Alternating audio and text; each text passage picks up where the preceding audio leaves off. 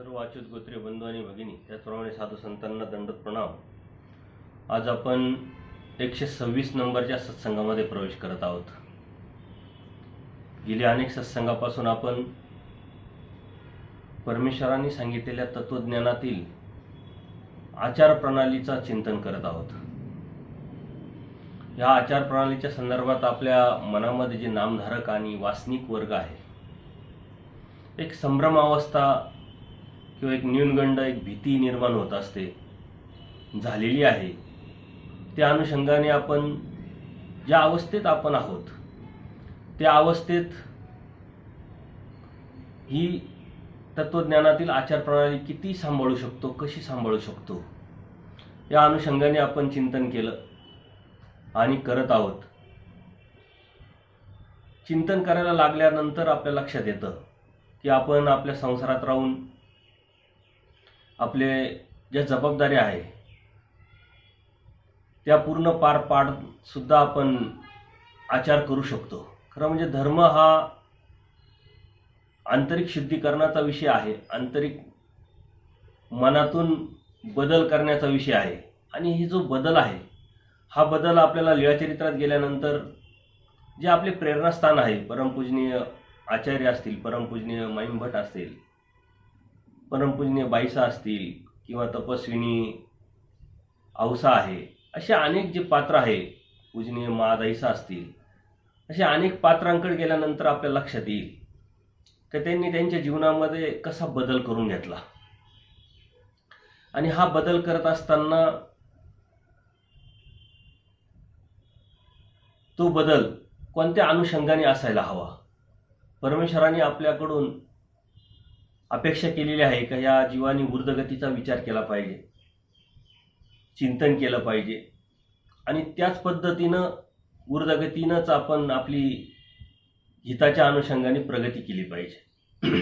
परंतु जीव हा अनादि अविद्युक्त असल्यामुळं मतित्रयाने बरबटलेला आहे, अनंत दोषाचं आळं आहे. त्यामुळं ऊर्ध्वगतीचा विचार येणं हीच एक पहिली प्रगतीची पाऊल असतं, प्रगतीची सुरुवात असते. जीव कधी स्वतःच्या हिताचा किंवा ऊर्ध्वगतीचा विचार करत नाही, चिंतन करत नाही. पण जेव्हा तो करायला सुरुवात करतो त्यावेळेस मात्र त्याच्या जीवनामध्ये बदल घडत असतो. आणि हे बदल घडून घेण्याचं काम हे सर्वस्वी आपल्यावर आहे. पूजनीय माईंभटांचं जर उदाहरण आपण घेतलं, 18 पुराण, 4 वेद, 5 शास्त्र आणि भास्कर शास्त्र सर्व अभ्यास केल्यानंतरही एक अहंकार निर्माण झाला. देवतेच्या ह्या त्रिगुणात्मक ज्ञानामध्ये जीवाला अहंकार होणं हे साहजिक आहे, नैसर्गिक आहे. परंतु ज्यावेळेस परमेश्वराची भेट झाली आणि परमेश्वराकडून बोध झाल्यानंतर मात्र त्यांच्यामध्ये आमूलाग्र बदल झाला. तो करून घेतला. आपलं अनुसरण घडलं पाहिजे, परमेश्वराला अनन्य भावे आपल्याला शरण गेल्याशिवाय पर्याय नाही असं जाणवल्यानंतर त्यांनी रुद्रपूरला जाण्याचं नियोजन केलं. अत्यंत श्रीमंतीत लोळणारे हे भक्त, एका वेळेस 60 भाज्या खाणारे हे भक्त ज्यावेळेस भिक्षेचं अन्न खायला सुरुवात करतात त्यावेळेस त्यांना 2 दिवस ते अन्न जात नाही. आणि त्या 2 दिवसामध्ये त्यांनी काय विचार केला असेल, कसा विचार केला असेल, याचं चिंतन जर आपण केलं तर आपल्या जीवनामध्ये सुद्धा अशा प्रसंग येत असतात आणि त्या प्रसंगानुरूप आपण तशाच पद्धतीचा विचार करत असतो. परंतु त्यावरती जो मात करतो तो प्रगती करू शकतो. पूजनीय माईंभटांची पूर्ण लीळा जर आपण अभ्यासली, त्याचं चिंतन केलं, तर दुसरं खूप काही अभ्यासण्याची गरज नाही असं मला तरी वाटतं. कारण परमेश्वराची भेट, परमेश्वराने त्यांना विचारलेले प्रश्न, त्यांचे सिद्धांत परमेश्वराने जे खोडले आणि त्यानंतर त्यांच्यामध्ये जो बदल झाला, त्या बदलातून त्यांनी जी सुरुवात केली, ती सुरुवात करत असताना स्वतः या चरित्राचे पूजनीय माईंभट हेच लिखाणकार असल्यामुळं, लेखक असल्यामुळं त्यांनी स्वतःची ती मनोअवस्था पूर्णपणे त्या लीळेमध्ये व्यवस्थित मांडलेली आहे. का काय विचार आला, त्या विचारावरती मी कसं मात केली आणि त्यातून मी कसं परमेश्वरापर्यंत रुद्रपूरला पोचलो, कसं अनुसरण केलं. तिथं गेल्यानंतर ज्या मातंगांची सावली सुद्धा न घेणारे ब्राह्मण मातंगाने देव दाखवाला म्हणून दंडवत करणं त्यानंतर तिथं गेल्यानंतर चुलीची राख किंवा चूल साफ करण्याची व्यापार मागणं आणि भिक्षेचंच अन्न खाणं, हा जो बदल आहे हा एका दिवसाचा नाही आहे. हा वैचारिक बदल असतो. ज्यावेळेस स्वतःचं हित समजतं, ऊर्ध्वगतीचा विचार करायला हा जीव लागतो, त्यावेळेस तो आपोआप त्याच्यामध्ये बदल करून घ्यावा लागतो त्याला.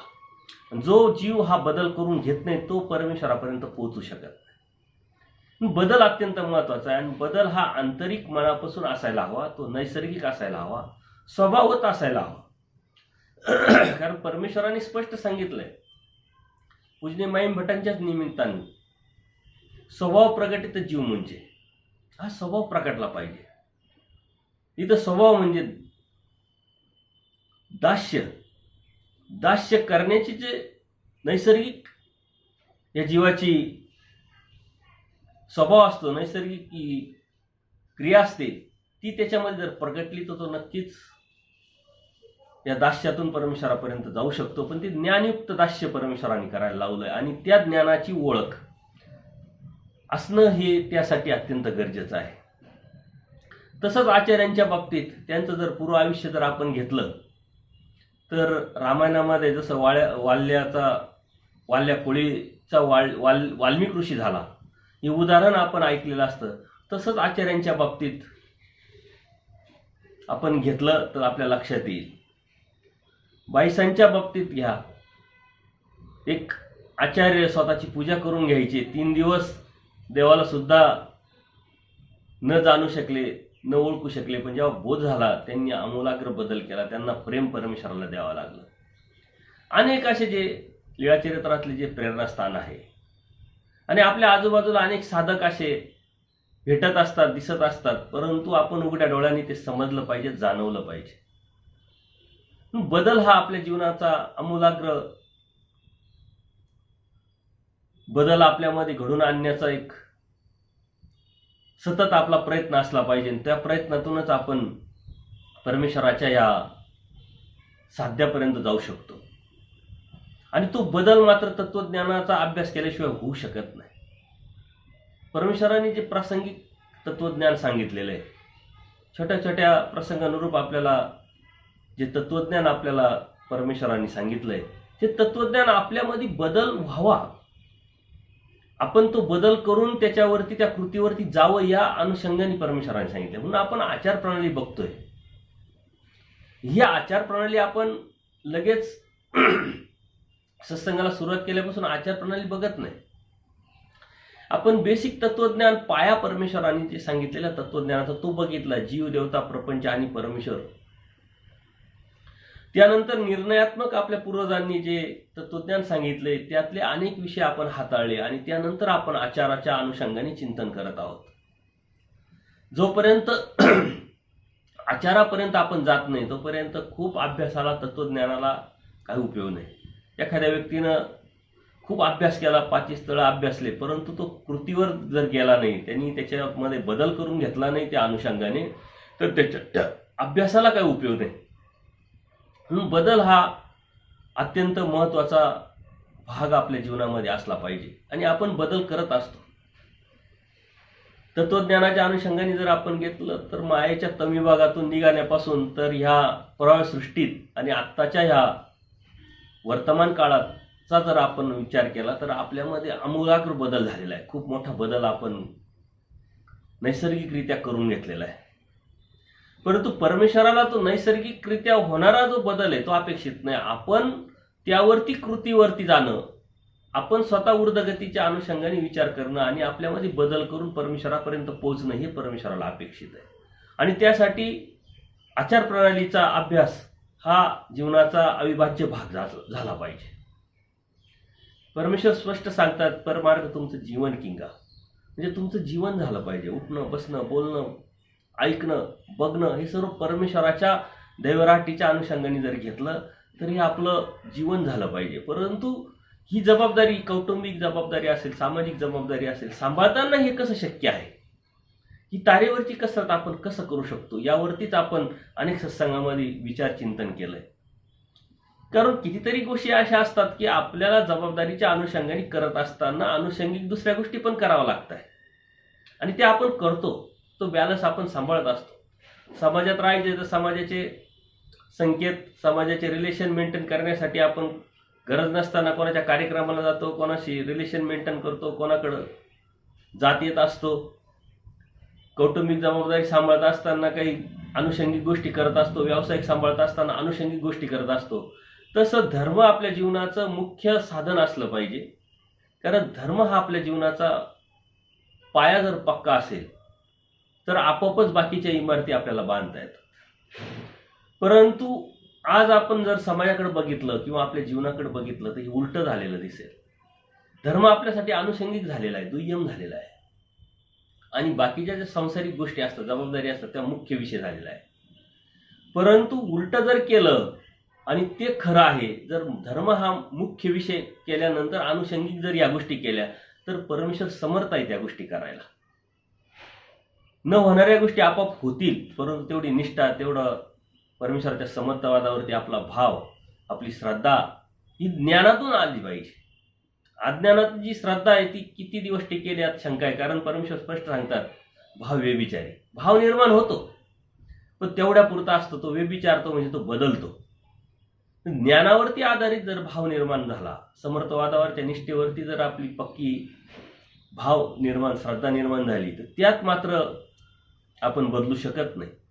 आणि म्हणून ज्ञानवाचक तत्वज्ञान समजणं, ज्ञानवाचक धर्म सांभाळणं हे आपल्या जीवनाचं ध्येय असलं पाहिजे. कारण आजूबाजूला आपण बघतोय धर्म सांभाळणारे खूप लोक आहेत, परंतु का आणि कशासाठी धर्म करताय त्यांचं सर्व दृष्टपर चालू असतं. उद्देश माहीत नसतो, कोणीतरी सांगितलेलं असतं, अज्ञानातून भीतीपोटी काहीतरी चालू असतं, त्याला काही अर्थ नाही. कारण अत्यंत प्रयास आणि अत्यंत जन्मानंतर, अनेक सृष्ट्यानंतर आपण जे थोडं थोडं चांगलं जे कर्म केले ते एकत्र करून परमेश्वराने आपल्याला हा बोधरूपी जे जन्म दिलेला आहे तो खरा जन्म आहे. आत्तापर्यंत देहाचे अनेक जन्म होऊन गेले ना, अनेक वेळा आपण मेलो, परंतु जन्म म्हणजे बोध. टीकाकारांनी आपल्याला, पक्षकारांनी आपल्याला बोध, जन्माची एक व्याख्या केलेली आहे. बोध म्हणजे जन्म, जन्म म्हणजे बोध. ज्याला बोध झालेला आहे तो खरा जन्माला आलेला आहे. तिथून पुढे त्याचा जन्म पकडला गेलेला आहे शास्त्रामध्ये. म्हणून आपण आता खऱ्या अर्थाने जन्माला आलो, कारण आपल्याला जीव, देवता, प्रपंच आणि परमेश्वर कळाला आहे, समजला आहे. धार्मिकता कोणाची करायची, कशाची करायची, कोणत्या उद्देशाने करायची, काय मिळवण्यासाठी करायची हे आपल्याला कळालंय. आणि ते कळाल्यानंतर ते मिळवण्याचा आपला आता आचाराच्या अनुषंगाने प्रयत्न चालू आहे. पुन्हा आता आपण खऱ्या अर्थाने जन्माला आलेलो आहे असं आपण समजलं पाहिजे. आणि त्यानंतर मग तसं जगण्याचा आपण प्रयत्न केला पाहिजे.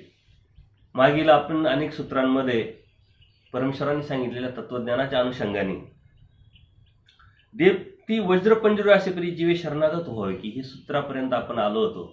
देवाने तर स्पष्ट सांगितलं मी कोण आहे, परंतु तुमच्याकडून, जीवाकडून काय अपेक्षा परमेश्वरांनी केलेली आहे.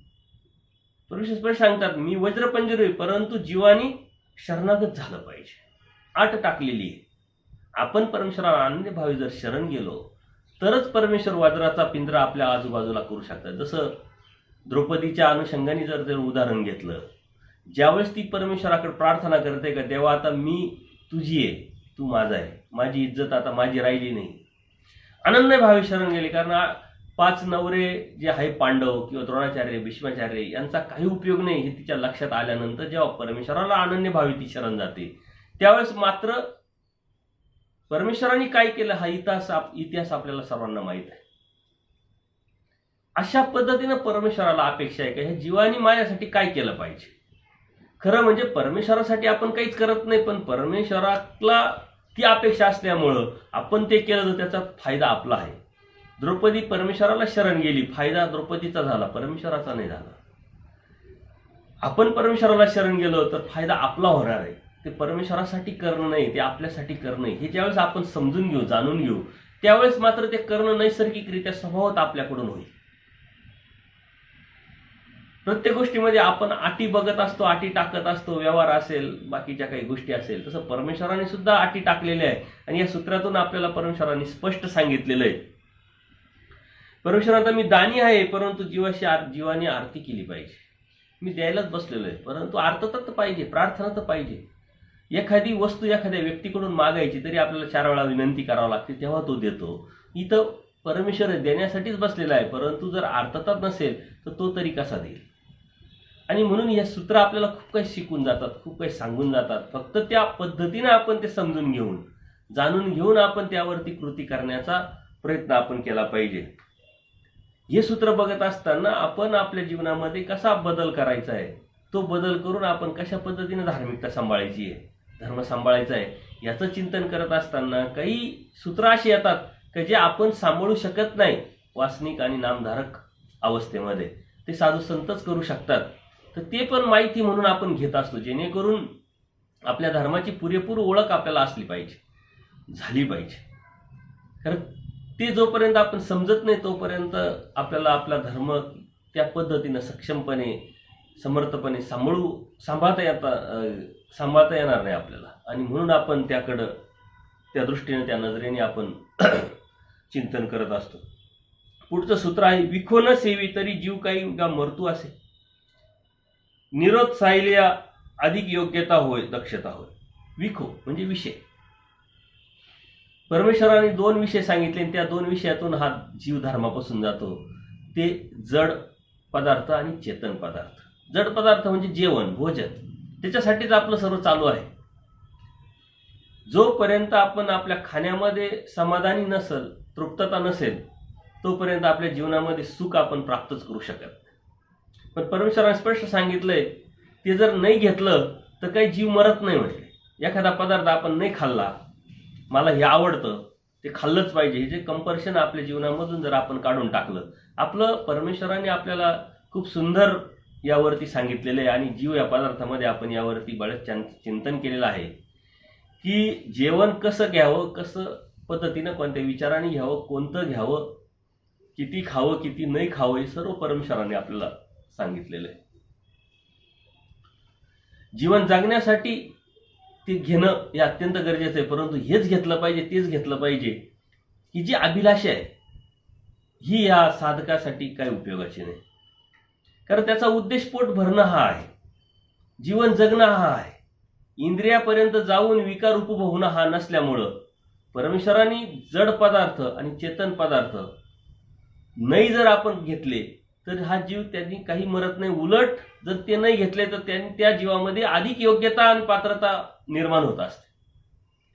आणि परमार्गामध्ये दैवराटीमध्ये योग्यता अयोग्यता लागत असते. ती योग्यता निर्माण होण्यासाठी याचा संयम असणं अत्यंत गरजेचं आहे. जड पदार्थाच्या संदर्भात आपण विचार जर केला तर जे समोर आलं ते आपण खाल्लं पाहिजे. आपल्यामध्ये ती आवड निवड नसली पाहिजे. त्यातून भौतिक जगामध्ये, कौटुंबिक जीवनामध्ये आपल्याला त्याचा खूप मोठा फायदा होतो. यावरती आपण बऱ्याच सूत्रांवरती चिंतन केलेलं आहे.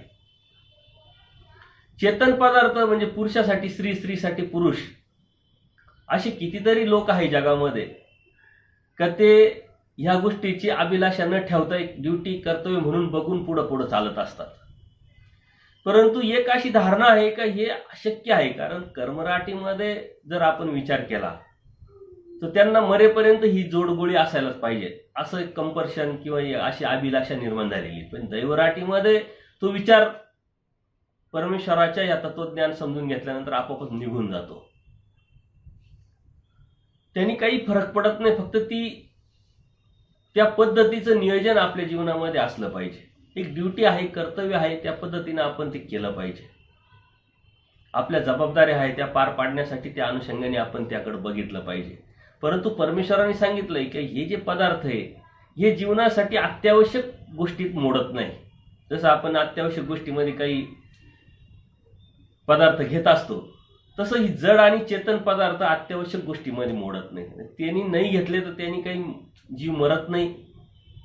उलट त्यावरती जर संयम ठेवला, त्यावरती कंट्रोल केलं, त्यातली अभिलाषा निवड केली, काढून टाकली आणि त्यात समाधान पावलं तर नक्कीच आपल्यामध्ये जीवामध्ये योग्यता निर्माण होत असते. आणि हा जड पदार्थावरूनच सर्व गोष्टी निर्माण होत असतात. कारण विकार हा जड पदार्थातून निर्माण होत असतो. विकारामुळं इंद्रियामुळे विकार आणि हे सर्व जड पदार्थावरती अवलंबून असतात. अशा कितीतरी स्मृती आपल्याला पाहायला भेटतील स्मृतीस्थळामध्ये, का काही साधक या जड पदार्थामुळे धर्मावरून कसे जातात, परंतु परमेश्वर कृपेच्या अनुषंगाने ते परत धर्मावरती येतात. लीळाचरित्रामध्ये सुद्धा असे कितीतरी साधक आहे की परमेश्वर म्हणतात येत अनुसार, आपण ते म्हणतात आम्हाला याच्याशिवाय होत नाही. परमेश्वर म्हणतात आम्ही ते पण देऊ, पण ते म्हणतात नाही आम्हाला त्याशिवाय होत नाही. मग जेवणाचा असेल, स्त्रीचा असेल, त्यामुळं प्रत्यक्ष परमेश्वर सन्निधान भेटून सुद्धा त्यांना परमेश्वराची प्राप्ती करता आलेली नाही. आणि म्हणून यापासून आपण सावध झालो पाहिजे. कर्मराटीमध्ये जड पदार्थ म्हणजे खाण्याच्या संदर्भात जर आपण विचार केला तर समाधान नसलेला व्यक्ती कधीच प्रगती करू शकत नाही. काही लोक खाण्यासाठी कुठं कुठं जातात, हॉटेलिंग निघालेलं आहे, फक्त खाण्याच्या उद्देशाने 20-25 किलोमीटरवरती जाणारे लोक पण आपण कर्मराटीत बघतो. आणि त्या खाण्यातून भेटणार काय, फक्त पोट भरणारे, याच्या व्यतिरिक्त काही त्याच्याकडे लगेच 1 किलो 4 किलो वजन वाढणारे, त्याच्यामध्ये अमरत्व येणारे, त्याचं काही लाईफ वाढणारे, असं काही नसतं. फक्त तो भ्रम आहे, एक टेस्ट आहे. इकडं आहे तिकडं, इथला चहा वेगळा तिथला चहा वेगळा, इथलं जेवण वेगळं तिथलं जेवण वेगळं, इथं खूप चांगलं इथं खूप वाईट, अशा पद्धतीची एक मानसिकता धारणा आपल्यामध्ये जी निर्माण होण्याचं कारण आहे ते फक्त असमाधान. ज्या माणसाने जड पदार्थावरती समाधान व्यक्त केलं त्या माणसाचं आपोआपच चेतन पदार्थावरती समाधान निर्माण होईल आणि त्यातून तो खऱ्या अर्थाने पुढं सरकेल. कारण हे 2 अडचणी आहे साधकाला, यावरती जो मात करेल तो पुढं सरकेल. हे संकट आहे. एखादा वेळेस आपण जेव्हा प्रवासाला निघतो सांगतात हे 2 संकट आहे, पुढे गेल्यानंतर अशी अशी अडचण आहे, त्याच्यानंतर अशी अशी अडचण आहे, जर ते केलं तर रस्ता एकदम चांगला आहे. तसे जीवनामध्ये साधकाच्या जीवनामध्ये हे जो संकट आहे ते जर त्यांनी पार केले तरच परमेश्वर प्राप्तीच्या रस्त्याला तो लागू शकतो. परंतु ते पार करणं खूप अवघड नाही. त्याच्यासाठी परमेश्वराचं स्मरण, चिंतन, तत्वज्ञानाची सतत त्या तत्वज्ञानामध्ये जगणं हे अत्यंत महत्त्वाचं. कारण जीव हा राजस तामस आहे आणि या भावना त्याच्या मनामध्ये सहज नैसर्गिकरित्या येणार. त्याच्यावरती एकच उपाय आहे, तत्वज्ञान. त्या तत्वज्ञानातूनच राजस तामस जो भाव आहे जीवाचा हा जीव काढू शकतो. म्हणून ज्या ठिकाणी पोथी पान दररोजचं सकाळ दुपार संध्याकाळ किंवा आपण शास्त्रामध्ये रमलेलो असतो तिथं ते आपोआपच कमी ह्या गोष्टी दिसेल. जेवढी बौद्धिकता तुमची वाढेल तेवढी ह्या गोष्टी आपोआपच तुम्हाला कमी झालेल्या दिसतील किंवा त्याच्याविषयी अभिलाषा आपोआपच निघून गेलेली असेल. अबौद्धिकतेच्या ठिकाणी या गोष्टी जास्त असतात. कर्मराटीत आहे आपण बघितलं, दैवराटीत आहे तेच. कर्मराटीत तोच जीव असतो, दैवराटीत आहे तोच जीव असतो. बदल असा यांनी विचार केला आणि विचार करून बदल करून घेतला तर दैवराटीचा, अन्यथा त्याच्यात आणि याच्यात काही फरक नाही. म्हणून ही योग्यता निर्माण होण्यासाठी जे 2 संकट आहे आपण यावरती मात केली पाहिजे, समाधान प्राप्त केलं पाहिजे. पदार्थामध्ये काही फरक नसतो, हे आपला भ्रम आहे, हा आपण ही मानसिकता आहे आपण जर काढली तत्वज्ञानातून तर नक्कीच त्यावरती विजय मिळवणं खूप अवघड नाही आणि नामधारक वासनिकांसाठी हे अत्यंत गरजेचं आहे. याचं जर आपण चिंतन केलं तर नक्कीच आपल्या लक्षात येईल आपण इथं जेवायला गेलो तिथं कसं वागलो, इथं कसं वागलो, ह्या पद्धतीचं.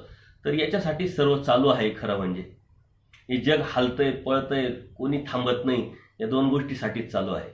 त्याच गोष्टीमध्ये जर समाधान तुम्ही प्राप्त केले तर आपोआपच तुमच्यामध्ये शांतता निर्माण होईल, स्वस्थता निर्माण होईल आणि परमेश्वराच्या या मार्गावरती आपण चालू लागू.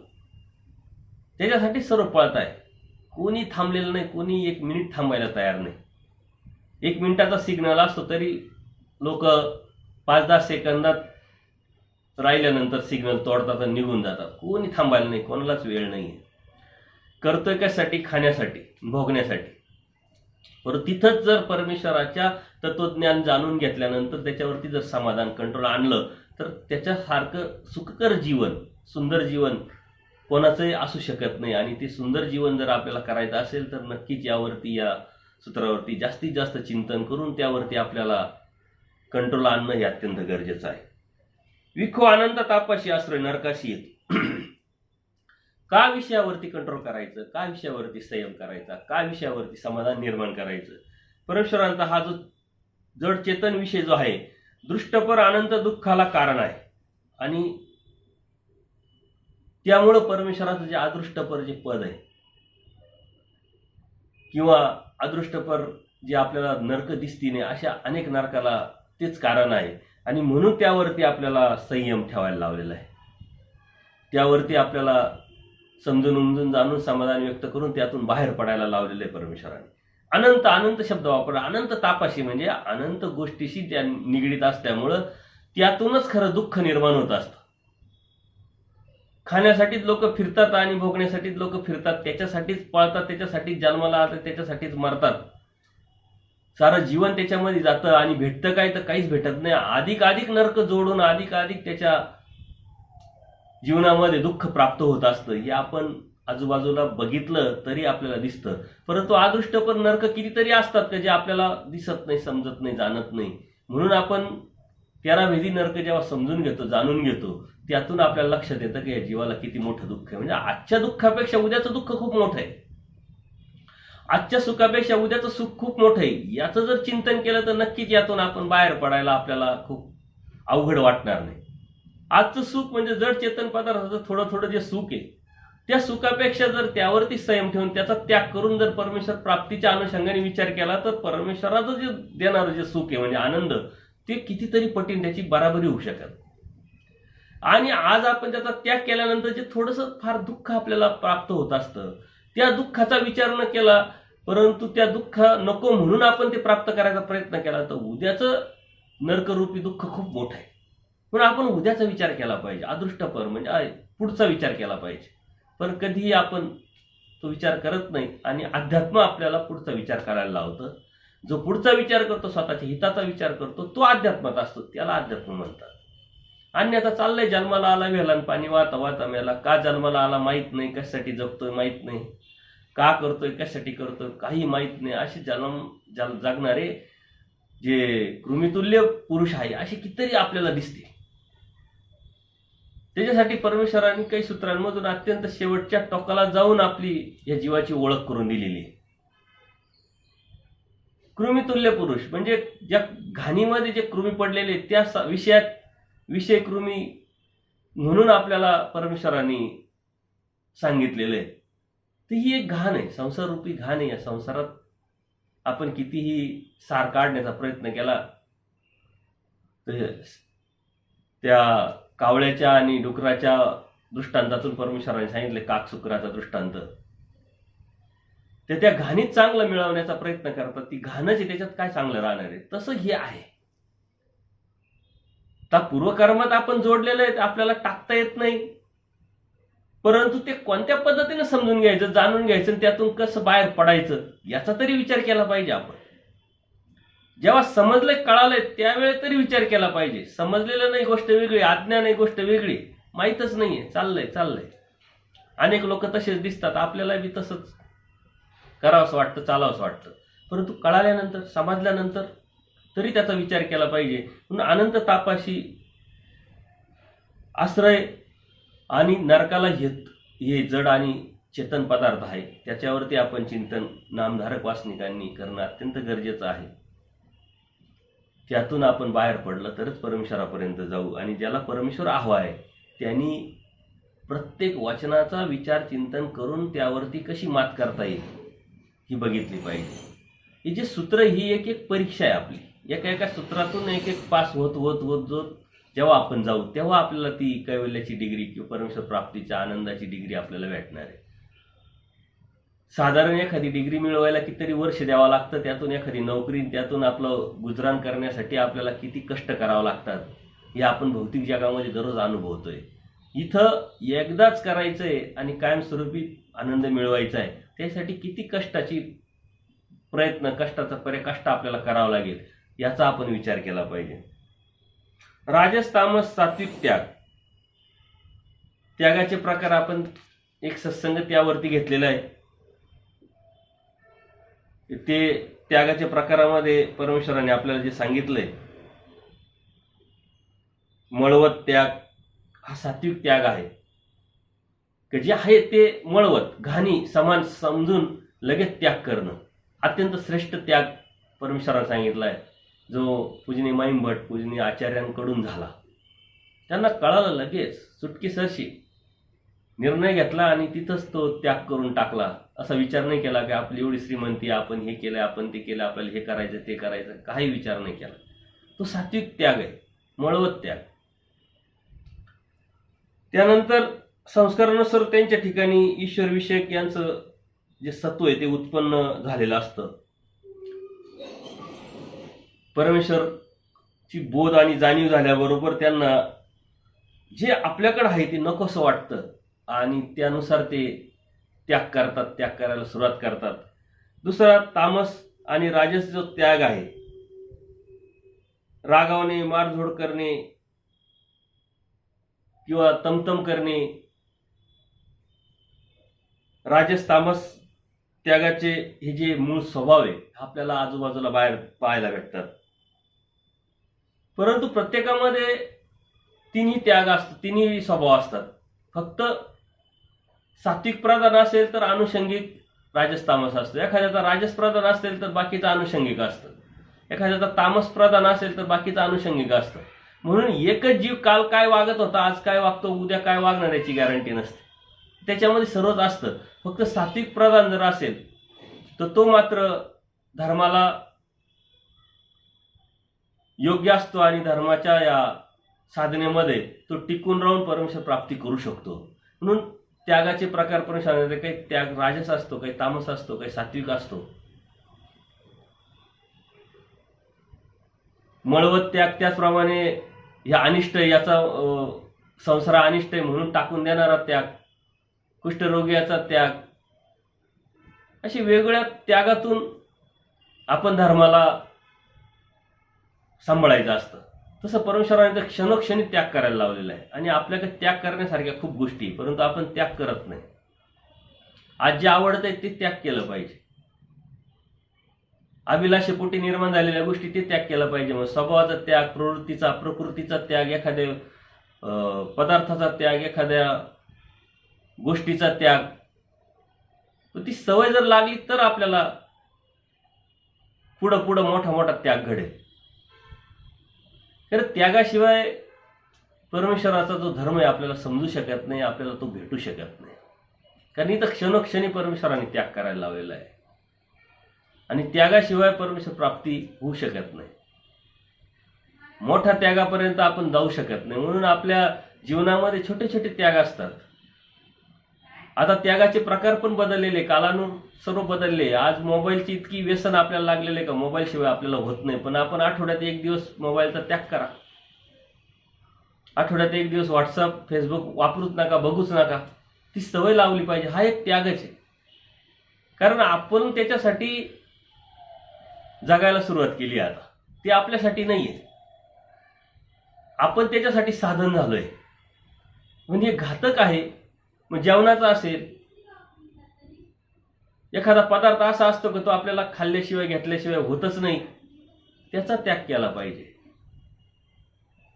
कपड्याचा असेल, झोपण्याचा असेल, बोलण्याचा असेल, एखाद्या विषयावरती खूप बोलावंसं वाटतं, खूप बोलतो आपण, त्याचा त्याग केला पाहिजे.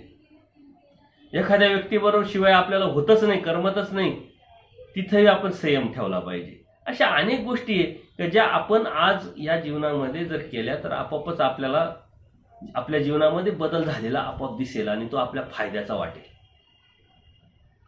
क्षणोक्षणी त्याग करायला लावलेला आहे परमेश्वराने. म्हणून तो त्याग जो आहे, मळवत त्याग, सात्विक त्याग आणि अनिष्ट त्याग परमेश्वराने जो सांगितलंय, त्याच्यानंतर एक कुष्ठरोगीचा त्याग आहे. सर्व संपून गेल्यानंतर मग त्याला करावं लागतंय. आता इथपर्यंत तर आपण जाऊ शकत नाही आता लगेच, परंतु त्यापर्यंत जाण्यासाठी आपल्याला आजपासून त्या सवय लावावं लागणार आहे. एखादा कपडा घ्यायचा आपल्याला तर आपण त्याच्यासाठी किती चिकित्सा ठेवतो. कपडा आहे, तो घेतल्यानंतर तो आपलं अंग झाकणार आहे आणि त्याच्यापासून जे आपल्याला प्राप्त होणार ते होणार. पण त्याच्यासाठी आपण वेळ किती देतो, चिकित्सा किती ठेवतो. त्याच्यामध्ये कोणत्या प्रकारची चॉईस न ठेवता कपडा असं म्हणून आपण घेतला तर तो बी एक त्यागच आहे. अशा अनेक गोष्टी आहेत, अनेक पदार्थ आहे, अनेक वस्तू आहे की ज्याची कोणत्याही प्रकारची गरज नसते. त्याच्यामध्ये खूप काही डोकं लावण्याची गरज नसते, तरी पण आपण तिथं डोकं लावत असतो. परंतु डोकं न लावता नैसर्गिकरित्या जे आपल्याला इच्छित आहे किंवा अपेक्षा आहे त्या गोष्टीपासून ते आपल्याला भेटतंय. मग ती कोणती वस्तू असो किंवा कोणताही पदार्थ असो, असा विचार करून जर आपण ते घेतलं तर तो बी एक त्यागच आहे. आणि नामधारक वासनिकांमध्ये या गोष्टीचं तर खूप गरजेची. त्याग घडत नाही आपल्याकडून, आणि त्याग जोपर्यंत घडत नाही तोपर्यंत परमेश्वराची प्राप्ती होऊ शकत नाही, किंवा धर्मावरती तो चालू शकत नाही, तो धर्माचा आपण म्हणून घेऊ शकत नाही. कोणत्याही गोष्टीचा त्याग, तो एक विचार केला पाहिजे आणि त्या पद्धतीने आपण वागलो पाहिजे. देव तो देवीची पाविजे, म्हणजे परमेश्वरच परमेश्वराला, परमेश्वर जाणीजे, परमेश्वर पाविजे. परमेश्वराकडूनच परमेश्वर प्राप्त होत असतो. कारण आपल्या जीवामध्ये एवढं सामर्थ्य नाही की तो परमेश्वराला प्राप्त करेल. एक परमेश्वर, अव्यक्तमंत परमेश्वर ची प्राप्ती व्यक्तमंत परमेश्वर करून देत असतात. परमेश्वराची ओळख करून देतात. परमेश्वराचा अवतार कार्य त्याच्यासाठीच आहे. परमेश्वराने अवतार कशासाठी घेतलाय? जीवदेवता, प्रपंच आणि स्वतःची ओळख देण्यासाठी. पूजनीय माईम भटांना तर सर्वच माहीत होतं, पण परमेश्वर जेव्हा समोर आले, ज्यावेळेस त्यांची परमेश्वराची भेट झाली, त्यावेळेस जेव्हा परमेश्वर कोण, काय, कसे, एका परमेश्वराशिवाय जेव्हा तुमच्या जीवनाची जन्ममृत्यूचा फेरा कसा चुकू शकत नाही, हे जेव्हा परमेश्वराने त्यांना सांगितलं आणि परमेश्वराने जेव्हा परमेश्वर कोणी सांगितलं, तेव्हा त्यांच्या लक्षात आलं परमेश्वराकडून परमेश्वर समजला, परमेश्वराकडून परमेश्वर प्राप्तीला जाणार आहे. कारण परमेश्वराने सांगितलं कसं राहावं, कसं वागावं, कसं त्याग करावं, कसं काय करावं. परमेश्वराने परमेश्वराची ओळख करून दिली. परमेश्वराने आता परमेश्वर प्राप्तीचं साधन सांगितलं, आयडिया सांगितल्या, पद्धती सांगितल्या, प्रकार सांगितले. त्यानुसार जीवाने चालायचं, आपोआप प्राप्ती होणार आहे. जसं एखाद्या व्यक्तीला एखादा हुद्दा मिळवायचा आहे, त्याच्यासाठी एक प्रोसेस असते. फॉर्म भरा, परीक्षा द्या, ही परीक्षा झाली का ती झाली का ती, 3-4 परीक्षा, मग मुलाखत, त्याच्यानंतर मग तो त्या मार्काने जर पास झाला तर मग त्याला हुद्दा गेल्यावरती लगेच त्याला काम नाही, त्याच्यासाठी परत ट्रेनिंग, परत मग दुसऱ्या सिनियर माणसाच्या हाताखाली काम, नंतर तो हळूहळू पुढं सरकतो. इथं परमेश्वराची प्राप्ती करायची एवढं सोपं आहे का? पण परमेश्वराने ते प्राप्त करण्यासाठी परमेश्वराने स्वतः सर्व काही सांगून टाकलेलं आहे. स्वतः ओळख दिली, ओळख देऊन त्या परमेश्वराला कसं प्राप्त करायचं हे सर्व सांगितलेलं आहे. आणि हे तत्वज्ञान त्याच्यासाठीच आपण अभ्यासतोय. तर परमेश्वराला मिळवणं हे आपल्या जीवनाचं साध्य जर आहे तर ते मिळवायचं कसं, ते परमेश्वराने स्वतःच सांगितलंय. म्हणून पूजनीय माईम भट असेल, पूजनीय आचार्य असेल, माळदाईसा असेल, औसा असतील किंवा बाईसा असतील, यांचं जीवनचरित्र जर आपण आपल्या समोर ठेवलं तर त्यांची पहिल्या भेटीपासून तर शेवटच्या भेटीपर्यंत हे जर अभ्यासलं तर आपल्या जीवनामध्ये आपल्याला ते प्राप्त करणं खूप सोपं होऊन जाईल. कारण ते पण जीवच होते आपल्यासारख्याच अडचणी होत्या, आपल्यासारखी विचारधारा होती, आपल्यासारखीच त्यांच्या प्रश्न होते, आणि त्यातून परमेश्वर फक्त प्रत्यक्ष समोर होते. आज प्रत्यक्ष जर समोर नसेल तर तत्वज्ञान जे परमेश्वराने श्रीमुखी स्वतःच्या सांगितलंय ते तत्वज्ञान आपल्या समोर, याचा अर्थ परमेश्वर आपल्या समोरच आहे. फक्त ती मानसिकता आपलं बदलणं गरजेचं आहे. कारण उलट आपल्या मनातले प्रश्न त्यांनी विचारले आणि परमेश्वराने स्वतः उत्तर दिले. आपल्या मनातले प्रश्न त्यांनी विचारले काय आणि आपण विचारले काय, असा विचार करून तो आपल्या मनातला प्रश्न आहे तो आपण आता उत्तर रूपाने परमेश्वराने स्वतः दिलेला आहे. तो आपल्या जीवनात जर आचरण करून आपण त्यावरती गेलो तरच आपल्याला परमेश्वराकडून परमेश्वर प्राप्त होत असतो. परमेश्वराकडूनच अयोग्य जीवाला परमेश्वर योग्य करतात. फक्त परमेश्वराने ज्या आपल्या जीवाकडून केलेल्या ज्या अपेक्षा आहेत त्या अपेक्षेत आपल्याला उतरावं लागेल, त्याच्याशिवाय ते शक्य नाही. हे स्मरेते दुर्लभ. परमेश्वर समजणं, परमेश्वर कळणं हे दुर्लभ आहे, परंतु परमेश्वराचं चिंतन करणं, परमेश्वराला आठवणं हे अति दुर्लभ आहे. हे अत्यंत गरजेचं आहे. आणि उठता बसता आपण परमेश्वराला आठवलं पाहिजे. जेवताना भाजी आली, अशी कितीतरी भाज्या आहे की ज्या लीळा चरित्रामध्ये परमेश्वराच्या उपहाराच्या अनुषंगाने त्या भाज्यांचे नावं येतात. परमेश्वराची आठवण आली पाहिजे. कुठं प्रवासात काही गोष्टी अशा दिसतात की ज्या लीळा चरित्रामध्ये आपल्याला पाहायला भेटतात. कितीतरी अशा जागा आहे, कितीतरी गोष्टी आहे की ज्या सतत आपण परमेश्वराला सतत आठवत राहतो. जसं एखादी प्रिय व्यक्ती आपल्यातून निघून गेल्यानंतर त्यावेळेस त्याची आपल्याला आठवण येत राहते. एखादी वस्तू दिसली का त्याची आठवण येते. त्या पद्धतीनं परमेश्वर सुद्धा आपल्यातून निघून गेलेले, उत्तरापंथाला गेलेले. त्यांची आठवण ज्या पद्धतीने आचार्यांनी केली तेवढ्या पद्धतीने आपण करू शकत नाही, परंतु त्या प्राप्तीच्या अनुषंगाने आपण जर विचार केला, चिंतन केलं, तर नक्कीच परमेश्वर या प्राप्तीचे जे साधनं परमेश्वराने आपल्याला देऊन ठेवलेले ते खूप मोठ्या प्रमाणात आणि सोप्या पद्धतीचे आहे.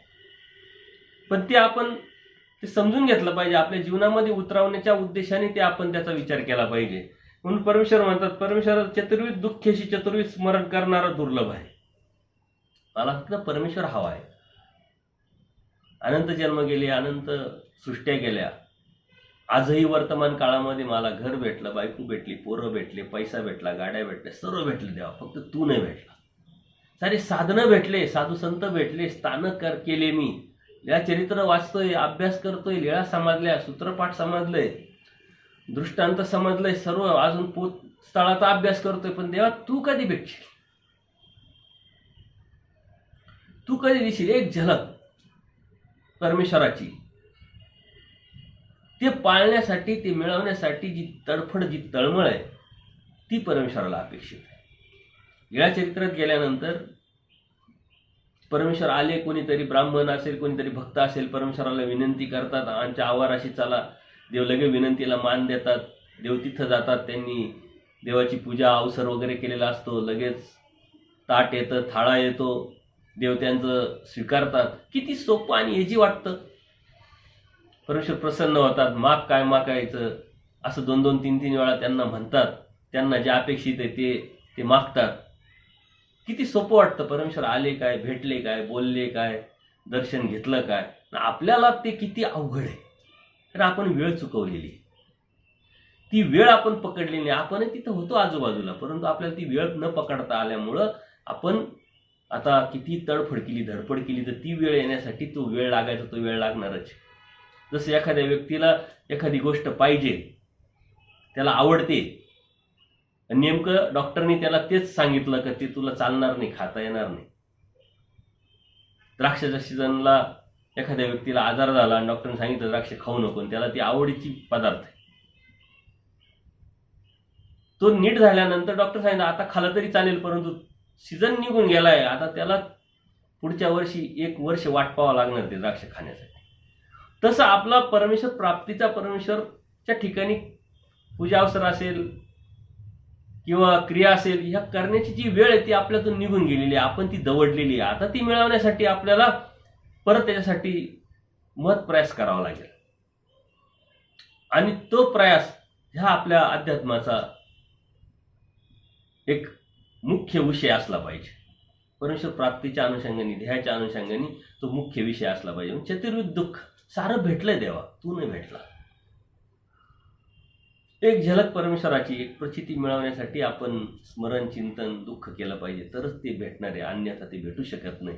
आणि परमेश्वर म्हणतात हे स्मरे ते दुर्लभ. परमेश्वराच्या अशा पद्धतीनं स्मरण, चिंतन, आठवण करणं हे खूप दुर्लभ आहे. आणि जो करल त्याला मात्र परमेश्वर नक्कीच भेटणार आहे, नक्कीच दिसणार आहे.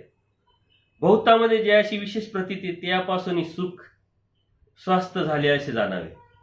ज्या आदी कारणापासून, ज्या साधू संतांपासून, ज्या गुरुजनांकडून आपल्याला आवड निर्माण होते, बोध निर्माण झालेला आहे, अनुसरण घडते, म्हणजे आपल्या निमित्ताला जे कारण झालेले आहे कोणत्या गोष्टीला, मग त्या ज्ञानियांमध्ये त्याची विशेष प्रसिद्धी असते, त्यांच्यापासून आपल्याला सुख स्वास्थ्य प्राप्त होते. आपण त्याचे सन्निधान मिळवलं पाहिजे. आणि एखाद्या व्यक्तीकडून कळलं अशी काही गॅरंटी नसते, ते साजेच असतं. खूप एखादी ज्ञानी व्यक्ती असते आणि सर्वसामान्य माणसाला त्याच्याकडून कळणार नाही. एक सर्वसामान्य माणसाकडून त्याला ती गोष्ट कळते. मग ज्याच्याकडून आपल्याला समजतंय, कळतंय, लक्षात येतंय, त्याच्याकडून आपण समजून घेणं हे अत्यंत गरजेचं आहे. तिथं आपल्याला भेटतंय ना, समजणं असेल, स्वस्थता असेल, आवड निर्माण झालेली असेल, बोध झालेला असेल किंवा होतोय, परमेश्वराकडून बोध होतो, परंतु त्याला परमेश्वराने निमित्त केलेलं आहे. तर मग निमित्त माने जे परमेश्वराने सांगितलं, अशा पद्धतीने त्याच्याविषयी मनामध्ये एक आदरभाव निर्माण होऊन त्याच्यापासून स्वस्थता आपल्याला लाभत असते. हे आपण समजून घेतलं पाहिजे, समजलं पाहिजे. आणि त्यातून अधिकाधिक आपला प्रगती करण्याच्या उद्देशाने त्याच्याबरोबरची आपली जी संबंध आहे तो दृढ केला पाहिजे. कारण त्याच्यापासून आपल्याला स्वस्थता मिळते, आपल्या प्रश्नाची उत्तरं भेटतात, आपल्या मनामधले जे संभ्रम असतात ते दूर तुटतात, आपल्या मनातली भीती निर्माण होते. कारण कोणाकडून काही भेटू शकत नाही. आणि अशा काही स्मृती सुद्धा आहे की काही आचार्यांचे जे शिष्य आहे त्यांनी निरूपण केल्यानंतर ते लगेच उपदेश घेण्यासाठी, दीक्षा घेण्यासाठी तयार होतात, परंतु ते आपल्या गुरूंकडे म्हणजे आचार्यांकडे आणतात का यांना तुम्ही उपदेश द्या. आचार्य म्हणतात तुम्ही सांगितलंय, त्यांना कळालंय, तुम्ही द्या. पण ते हट्ट धरतात नाही. मग आचार्यांकडून जेव्हा ते दिल्या जातं ते महावाक्य सांगा म्हणतात, हट्ट धरतात. मग आचार्याने जेव्हा महावाक्य सांगितलं तर ते म्हणतात हे तर आम्ही पुराणामध्ये ऐकलेलं आहे. म्हणजे तिची बुद्धी यायला पाहिजे, निष्ठा वाढायला पाहिजे. ती परमेश्वराने कोणाला तरी, कोणाकडून तरी, कोणासाठी तरी निमित्त केलेलं असतं. आपण हट्ट धरण्यात अर्थ नाही. आणि अनेक जे साधू संत असतात तर त्यांच्याकडून अनेकांना वेद, बोध, शास्त्र घडत असतं. तिथून आपल्याला भेटेल का नाही, तिथून आपल्याला स्वस्थता लाभते की नाही याचा विचार करून आपण त्यांच्या संपर्कात जायला पाहिजे आणि तिथून ते मिळवायचा प्रयत्न आपण केला पाहिजे. परंतु ती योग्यता आपण आपल्या पद्धतीने जर वाढवली तर आपोआपच ती वाढत वाढत जाते आणि त्या पद्धतीचे पात्र परमेश्वर कृपेने आपल्याला भेटत असतात. परंतु त्याचा विचार आपण केला पाहिजे नक्कीच की आपल्याला काय खाल्ल्यानंतर समाधान प्राप्त होतं, काय खाल्ल्यानंतर त्रास होतो, काय खाल्ल्यानंतर त्रास होत नाही, असं जसा विचार करतो तसं शास्त्र कोणाकडून आपल्याला समजतं, कळतं. मोकळ्यापणाने आपण विचार करू शकतो, विचारू शकतो. ते बी आपल्याला सोप्या पद्धतीने समजावू शकतात. याचं चिंतन विचार करून मग आपण आपल्या जीवनाची या अध्यात्माच्या गोष्टी या पुढं सारखवल्या पाहिजे. एक विधी किंकर, एक परमेश्वर किंकर. आपण विधी किंकरा न व्हावे, परमेश्वर किंकरा व्हावे. अत्यंत सुंदर आपलं हे वचन परमेश्वराने आपल्याला सांगितलेलं आहे. एक विधी किंकर, एक परमेश्वर किंकर. पण परमेश्वरांनी त्यांचं स्वतःचं स्टेटमेंट दिलेलं आहे, आपण विधी किंकरा न व्हावे, परमेश्वर किंकरा व्हावे. म्हणजे किंकर म्हणजे विधीच्या अधीन. किंकर तो अधीन होणं. एक विधीच्या अधीन होतो, एक परमेश्वराच्या अधीन होतो. परमेश्वर म्हणतात विधीच्या अधीन नका हो, परमेश्वराच्या अधीन व्हा. पण परमेश्वर प्राप्तीच्या अनुषंगाने आपण विधी करतोय. पण ती विधी कशासाठी करतोय, कोणती करतोय, योग्य अयोग्य याचं जर समजून नाही घेतलं तर आपण त्याच्यात अधीन होऊ. आणि तेच पूजनीय माईम भटांना पहिल्याच भेटीमध्ये परमेश्वराने नाकारलेलं आहे. कारण त्यांनी कर्मवादाचा सिद्धांत सांगितलाय. चांगलं कर्म करा, चांगलं कर्म केलं का ज्ञानोदय होईल, वैराग्य प्राप्त होईल, परमेश्वराची प्राप्त होईल. कर्म म्हणजेच विधी आहे. कारण कर्म, यजन, याजन, दान, तप जे बी आहे हे सर्व कर्म आहे आणि ते कर्माचे सिद्धांत परमेश्वराने खोडले. आता इथं सुद्धा आपण जर तेच करायला लागलो, दैवराटीत आलोय, परंतु कर्मकांडामध्येच अडकलो. असाच विधी केला पाहिजे, हेच केलं पाहिजे, तेच केलं, विधीने विधी स्फुरतो, विधीने अविधी पण जातो, परंतु त्या विधीत न अडकता त्याच्या पुढे सरकलं पाहिजे. आपल्या डोक्यात तर खूप असतं, अमावस्या असते, पौर्णिमा असते, शुभ असतं, अशुभ असतं. विडा साधा ठेवायचं तर नारळ कोणत्या बाजूने ठेवायचं, कसं ठेवायचं, कोणत्या मिनिटाला ठेवायचं, या विधीमध्ये जर अडकलो तर नक्कीच आपल्याला परमेश्वर ना समजला, ना कळाला, ना परमेश्वर प्राप्त झाला. म्हणून आपण ह्या विधीच्या अधीन झालो नाही पाहिजे. नैसर्गिकरित्या आपल्याला ते करता आलं पाहिजे, स्वभावात आपल्याकडून ते झालं पाहिजे. ओढून ताडून कृत्रिम पद्धतीने न करता परमेश्वर प्राप्तीच्या अनुषंगाने जे करतोय ते योग्यच आहे, त्या भावनेने, त्या दृष्टीने जर आपण विचार केला आणि त्या पद्धतीने जर आपण कोणताही विधी केला तर तो परमेश्वर स्वीकारणार आहे. पण परमेश्वर प्राप्तीच्या व्यतिरिक्त आपल्याला सर्व पाहिजे तर मग तुम्ही कसंही करा तर ते भेटेल याची काही गॅरंटी नाही. कारण कर्मवश सकळे पाहावे, कर्मात असेल तर भेटेल, अन्यथा नाही. पण परमेश्वर प्राप्तीसाठी तुम्ही काही केलं तरी तो विधी योग्य अयोग्याचा विचार न करता परमेश्वर दयाळू, माळू, कृपाळू असल्यामुळं स्वीकारतील. कारण रिंगणीचे फुलं परमेश्वर स्वीकारतात, उष्टी बोरे परमेश्वर स्वीकारतात. पण परमेश्वराने स्पष्ट सांगितलं, भाव महत्वाचा आहे, हेतू महत्वाचा आहे, उद्देश महत्वाचा आहे. कोणत्या हेतूने, कोणत्या उद्देशाने, कोणत्या भावाने तुम्ही करतात ते परमेश्वरापर्यंत पोहोचत असतं. आणि म्हणून परमेश्वरांनी हे आपल्याला खूप मोठा फटका दिलेला आहे का विधी किंकर नका हो, परमेश्वर किंकर हो. आपण अत्यंत विधीच्या अधीन झालेलो आहे.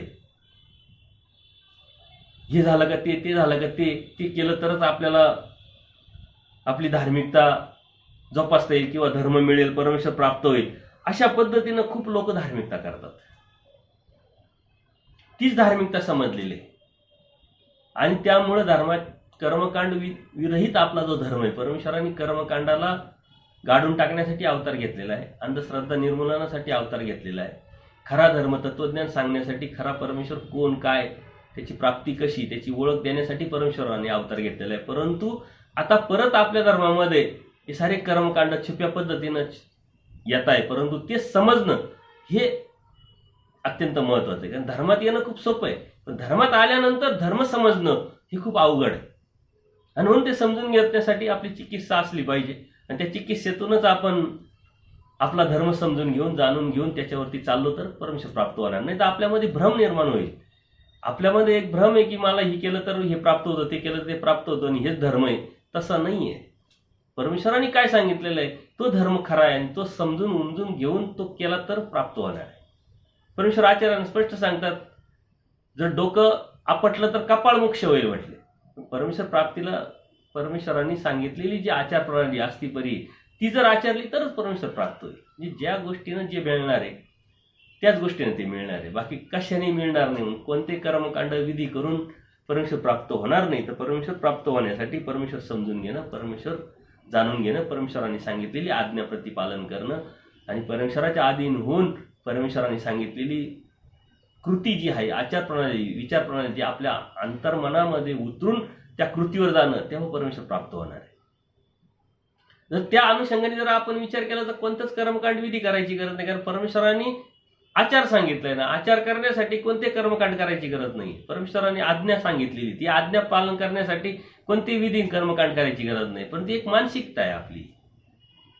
कारण जीव हा ते काहीतरी केल्याशिवाय त्याचं समाधानच होत नाही, आणि म्हणून तो त्या करण्याच्या उद्देशाने तो करत राहतो. परमेश्वराने सांगितलेला धर्म अत्यंत सोपा, सरळ असून सुद्धा आपण तो खूप अवघड करून टाकलेला आहे. ती मानसिकता आपली तयार झालेली आहे, आणि ती केल्याशिवाय आपलं मन भरत नाही किंवा आपल्याला धार्मिकता केल्यासारखं वाटत नाही. हे अज्ञानाचं लक्षण आहे. त्या अज्ञानातून बाहेर पडण्यासाठीच आपण हे सत्संग घेत असतो. अंतर्मनामध्ये आपल्यामध्ये झालेला जो बदल आहे आणि तो कृतीवर जाणं हा धर्म आहे, आणि परमेश्वराला हाच विधी अपेक्षित आहे. ज्या चरित्रामध्ये गेल्यानंतर पूजा अवसर असेल, या भक्तांनी केलं, त्या भक्तांनी केलं, हे सर्व परमेश्वराच्या जीव धर्म, देह धर्म परमेश्वराने स्वीकारले, म्हणून त्या जीवाच्या अनुषंगाने मान देण्याच्या उद्देशाने परमेश्वराने सर्व केलंय. कारण ती घेतल्याशिवाय काहीतरी देता येत नाही. परंतु दिल्यानंतरही, स्वीकारल्यानंतर त्यांनी जी कृती करायला पाहिजे ती त्याच्याने जर होत नसेल तर त्या करण्याला आणि परमेश्वर त्या स्वीकाराला काही अर्थ राहत नाही. म्हणून परमेश्वराने जे सांगितलंय ते समजून घेणं, जाणून घेणं, त्या कृतीवरती जाणं अत्यंत गरजेचं आहे. ते कृतीवर जाता येत नसेल आपल्याला तर आपण किती स्थानं केले, किती विशेष केले, किती क्रिया केल्या, किती उपास तापास केले, उपास तापास तर आपला कर्म कांडामधला तो विषय तो आपल्याला निगडीतच नाही आपल्या धर्माशी, पण तरी काही लोक करतात. किती केलं तर काही उपयोग नाही. परमेश्वराला बदल, आणि त्या बदलातून कृतीतून बदल हा अपेक्षित आहे. तो आचार अपेक्षित आहे, ते परमेश्वराला अपेक्षित आहे. ते जर केलं तरच परमेश्वर प्राप्त होणार आहे. म्हणून परमेश्वराने स्पष्ट सांगितलं, विधी किंकर नका हो, परमेश्वर किंकर हो. स्पष्ट सांगितलेले. विधी भावातीत व्हावे. विधी आणि भाव सोडून दैवराटीचे आचरण असले पाहिजे. विधी भावातीत, विधी आणि भाव. कर्मराटीमध्ये एक तर विधी असतो, नाही तर भाव असतो. परमेश्वराने सांगितलं भावहीन तो दैवहीन, आचार्यांनी सांगितलंय आपल्याला. परंतु इथं भाव हा हेतूच्या अनुषंगाने, उद्देशाच्या अनुषंगाने घेतला पाहिजे. परमेश्वर प्राप्तीचा उद्देश असेल तो भाव आपल्यासाठी. भौतिक जगातला प्राप्त करण्याच्या अनुषंगाने असेल तर तो भाव आपल्यासाठी. म्हणजे दृष्टपर झाला, अदृष्टपर झालं. पण दैवराटीमध्ये विधीच्या बी भावाच्या पलीकडे, कारण परमेश्वर निर्गुण निराकार आहे, निराभिमान आहे. त्याला त्या पद्धतीनंच आपल्याला भजावं पुजावं लागेल. परमेश्वर म्हणतात, द्रव्याने काय भजला पुजला तर मी प्राप्त होणार आहे का? मला तर कशानेच भजावं पुजावं लागत नाही. मग भजायचं पुजायचं तर आहे, कशानेच लागत नाही याचा अर्थ वस्तूने नाही लागत. परमेश्वर म्हणतात तुमच्या कृतीने, तुमच्या आचाराने, तुमच्या त्यागाचं जी विधी आहे तो परमेश्वराला अपेक्षित आहे. म्हणून आपण आपला छोटासा त्याग सुद्धा परमेश्वराला खुशी देऊन जातो. आपल्या घरामध्ये आपला मुलगा असेल, मुलगी असेल, आपण काही गोष्ट सांगितली आणि त्यांनी जर ऐकली तर आपल्याला लगेच खुशी होती, वा वा हे मुलगा माझा ऐकतो, याला सांगितलं की हे चुकीचं आहे, त्याने लगेच चुकीचं मान्य करून त्याचं सोडून दिलं. आपल्याला छोट्याशा गोष्टीत लगेच आपल्याला समाधान वाटतं, बरं वाटतं. तसं छोट्या छोट्या त्यागातून परमेश्वराला सुद्धा प्रसन्नता निर्माण होत असते आणि मग त्या परमेश्वराचं आपलं जे नातं आहे ते दृढ होत असतं. छोटा छोटा त्याग आहे, खूप मोठा त्याग नाही, छोट्या छोट्या गोष्टी आहे, परंतु आपण तो सोडण्याचा, तो त्याग करण्याचा हेतू आपला परमेश्वर प्राप्तीचा असला पाहिजे. परमेश्वराला नाराजी निर्माण, उदासीनता किंवा खंती निर्माण होणार नाही याची काळजी घेऊन परमेश्वरामध्ये कशी प्रसन्नता निर्माण होईल, कोणत्या गोष्टीनं प्रसन्नता निर्माण होईल, काय केल्याने, काय बोलल्याने, काय वागण्याने परमेश्वर प्रसन्न होईल याचा जर विचार केला तर हे सारं आपल्या सूत्रपाठामध्ये आचाराच्या अनुषंगाने आलेले सूत्राच्यातून आपल्याला त्याचे उत्तर सापडतात. खूप छोट्या छोट्या अपेक्षा आहेत, त्या जर आपण केल्या तर त्याचं हित आपलंच आहे, फायदा आपलाच आहे. सांगतात परमेश्वराच्या प्राप्तीसाठी, परंतु होणार फायदा कोणाला? जीवाला. परमेश्वर प्राप्ती करायची कोणाला? जीवाला. पण परमेश्वराने त्याच्यावर जे उपाय सांगितलेले ते अत्यंत महत्वाचे. म्हणून दैवराटीमध्ये विदित भावात न अडकता त्याच्या पुढे जाऊन परमेश्वराने सांगितले तत्वज्ञान, ज्ञानमोचक सांगितलेले तत्वज्ञान समजून उमजून आचार कृती हे परमेश्वराला अपेक्षित आहे, ती आपण केली पाहिजे. संग्रह करावा. आता संग्रह करावा एके ठिकाणी, संग्रह न करावा, मग संग्रह कशाचा करावा कशाचा न करावा या सेन्स आपल्याला कळायला पाहिजे. शास्त्राचा संग्रह करा, ज्ञानाचा संग्रह करा, आचाराचा संग्रह करा, विचाराचा संग्रह करा, त्यागाचा संग्रह करा. कशाचा किती किती त्याग करत आलो मी, काय काय त्याग केला याचा संग्रह करा. संग्रह न करावा कशाचा? भौतिक विषयाचा, भौतिक गोष्टीचा, याचा संग्रह न करावा. जे आपल्याला अपायकारक आहे, जे आपल्या साधकाला, आपल्याला धर्म सांभाळत असताना जे त्रासदायक आहे किंवा अडचणीचं आहे त्याचा संग्रह नाही करायचा आहे आपल्याला. म्हणून परमेश्वर प्राप्तीसाठी, परमेश्वराच्या या साधनेवरती जाण्यासाठी, या रस्त्यावर जाण्यासाठी जे जे गरजेचं आहे ते शिदोरी म्हणून आपलं असलं पाहिजे. जसं आपण एखाद्या ठिकाणी प्रवासाला निघलो, जे जे गरजेचं आहे ते आपण घेतो, संग्रह करतो त्याचा, पण तेवढ्यापुरतं ते असतं. तसं परमेश्वर प्राप्तीच्या उद्देशाने आपण ज्या रस्त्यावरती चाललोय त्याच्यासाठी काय काय गरजेचं आहे त्याचा संग्रह करून मग आपण चाललं पाहिजे. ज्ञान असेल, आचार असेल, विचार असेल, विरक्त जे आहे त्यांचा संघ करायला परमेश्वराने लावलेला आहे, त्यांचा संघ असेल, हे ज्या गोष्टी आहे ह्या आपण कशाचा संग्रह करायचा, कशाचा नाही करायचा, कशाचा आपण मिळवायचं, काय कशाचा त्याग करायचा हे आपल्या लक्षात आलं पाहिजे. हिंसा न करावी. हत्या करू नये. हिंसा पापात होणार. कलियुगामध्ये तर क्षणोक्षणी पावले आपल्याकडून हिंसा होत असते, पण त्याच्यासाठी पोळ पण असला पाहिजे, दुःख पण असलं पाहिजे. ते होणार नाही याची आपण जास्तीत जास्त काळजी पण घेतली पाहिजे. आता हिंसा टीकेमध्ये पक्षकारांनी हिंसेची व्याख्या वेगळ्या पद्धतीने सांगितलेली आहे. आपण हिंसा म्हणजे कोणाला तरी मारणं, आपल्यापासून त्याला काहीतरी इजा होणं किंवा मृत्यूला जाणं हीच हिंसा समजतो. पण टीकाकारांनी त्याच्यामध्ये अत्यंत सूक्ष्म अशी व्याख्या सांगितली की ज्या कृतीपासून आपल्याला दुसऱ्यापासून आणि दुसऱ्याला आपल्यापासून त्रास होईल, दुःख होईल, ती म्हणजे हिंसा. बघा, मग आपल्या बोलण्यातून कोणाला तरी त्रास होतो, दुःख होतो, त्याच्याविषयी काहीतरी नकारात्मक विचार केल्याने सुद्धा त्रास होतो, म्हणजे हिंसाच झाली ती. आपल्याला या अशा गोष्टी तर खूप रिकामे उद्योग खूप जमतात. याचं त्याला, त्याचं त्याला, हे त्याला, ते त्याला, त्याच्या कानावर गेला आपोआप त्याला त्रास होणार, दुःख होणार. हिंसेचे आपण क्षणोक्षणी पाऊल हिंसा करत असतो. अत्यंत मन दुखवणं ही सुद्धा हिंसा आहे. दुसऱ्याविषयी निगेटिव्ह विचार करणं ही सुद्धा हिंसा आहे. दुसऱ्याविषयी वाईट चिंतनं, वाईट सांगणं, वाईट बोलणं ही हिंसा आहे. आणि अशा पद्धतीची हिंसा करू नये परमेश्वर सांगतात. ह्या छोट्या छोट्या हिंसेतूनच आपण मोठ्या हिंसेपर्यंत जाणार आहे. हिंसा काही लगेच लापट होत नाही. त्यासाठी परमेश्वराने काही सूत्रातून आपल्याला एकदम स्पष्ट सांगितलेलं आहे. कर्म चांडाळपेक्षा जात चांडाळ चांग म्हटले. जर कर्म कर्म तुमचं वाईट असेल तर त्याच्यापेक्षा तुम्ही त्या वाईट जातीमध्ये जन्माला आले तर काय वाईट आहे म्हणे, ते चांगलं उलट. तसं आहे, आपण सारं दैवराटीच्या समजतो, जीवदेवता प्रपंच परमेश्वर अभ्यास करतो, पाची स्थळं करतो, पण आपल्यापासून मिनिटाला क्षणाला कोणाचं तरी मन दुखत असेल, निगेटिव्ह विचार करत असेल, कोणाचा तरी अहित पाहत असेल, कोणाचा तरी द्वेष करत असेल, मच्छर करत असेल, ते दैवराटीचे असून का उपयोग?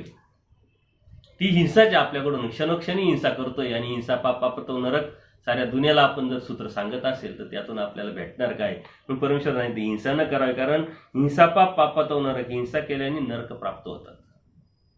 नरक म्हणजे दुःख, सुरुवात तिथून असते. आणि म्हणून या पद्धतीनं, अत्यंत सूक्ष्म पद्धतीनं आपल्याला परमेश्वराने तत्वज्ञान सांगितलेलं आहे. आज आपण परमेश्वराच्या तत्वज्ञानाच्या आचाराच्या अनुषंगाने चिंतन केलं. आपला आता जो व्हिडिओ तुमच्यापर्यंत येणार आहे, नाव तेच राहणार आहे यूट्यूबचं, परंतु काही कारण असतं मोबाईलमध्ये अडचण आल्यामुळं त्याच नावाने दुसरं अकाउंट खोलावं लागलं मला. म्हणून तुम्ही आता या अकाउंटला सबस्क्रायबर आणि लाईक करा, म्हणजे पहिले व्हिडिओ तुम्हाला त्या सबस्क्रायबर केल्यामुळं येतच राहतात.